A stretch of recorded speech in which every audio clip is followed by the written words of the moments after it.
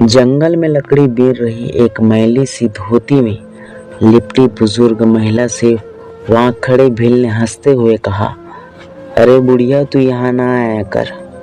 तेरा बेटा तो चोर डाकू था, इसीलिए गोरों ने उसे मार दिया। बुजुर्ग औरत ने गर्व से कहा, नहीं, चंदू ने आजादी के लिए कुर्बानी दी है। उस बुजुर्ग औरत का नाम जगरानी देवी था और उन्होंने 5 बेटों को जन्म दिया था, जिसमें आखिरी बेटा कुछ दिन पहले ही शहीद हुआ था। उस बेटे को ये माँ प्यार से चंदू कहती थी और दुनिया आज़ाद चंद्रशेखर आज़ाद से जानती है।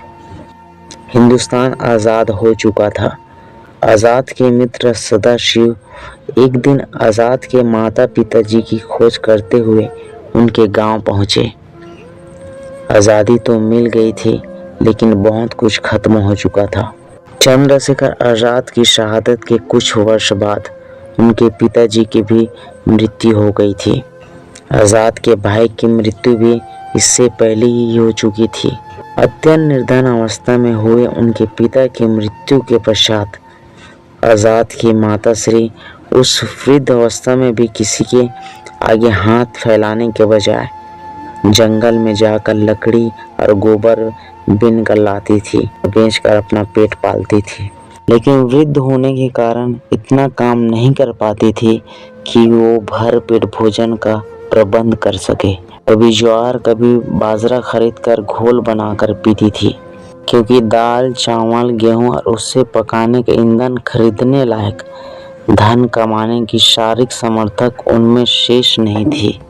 शर्म बात तो ये है कि उनकी यह स्थिति देश को आज़ादी मिलने के 2 वर्ष बाद 1949 तक जारी रही। चंद्रशेखर आज़ाद जी को दिए गए एक वचन का वास्ता देकर सदाशिव जी उन्हें अपने साथ अपने घर झांसी लेकर आए, क्योंकि उनके स्वयं की स्थिति इतनी जर्जर होने के कारण उनका घर बहुत छोटा था। उन्होंने आज़ाद के एक मित्र भगवान दास मौर्य के घर पर आज़ाद की माताश्री के रहने का प्रबंध किया था और उनके अंतिम क्षणों तक उनकी सेवा की। मार्च 1951 में जब आज़ाद की मां जगरानी देवी झांसी में निधन हुआ, तब सदाशिव जी उनका सम्मान अपनी मां के सम्मान करते हुए उनका अंतिम संस्कार स्वयं अपने हाथों से ही किया था। आज़ाद की माताश्री के देहांत के पश्चात झांसी की जनता ने उनकी स्मृति उनके नाम से सार्वजनिक स्थान पर पीठ का निर्माण किया। प्रदेश की तत्कालीन सरकार ने इस निर्माण को झांसी की जनता द्वारा किया हुआ अवैध और गैर कानूनी कार्य घोषित कर दिया। मूर्ति बनाने का कार्य चंद्रशेखर आज़ाद के खास सहयोगी कुशल शिल्पकार रूपनारायण सिंह जी को सौंपा गया। उन्होंने फोटो देखकर आज़ाद के माता श्री के चेहरे की प्रतिमा तैयार कर दी।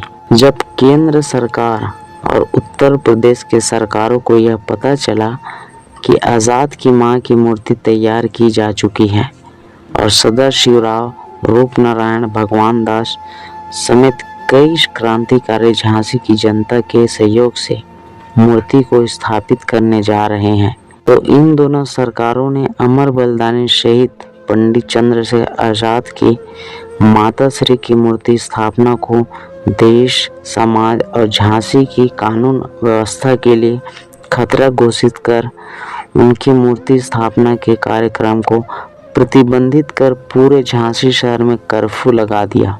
चप्पे चप्पे पर पुलिस तैनात कर दी गई ताकि अमर शहीद चंद्रशेखर आज़ाद की माताश्री की मूर्ति की स्थापना न की जा सके।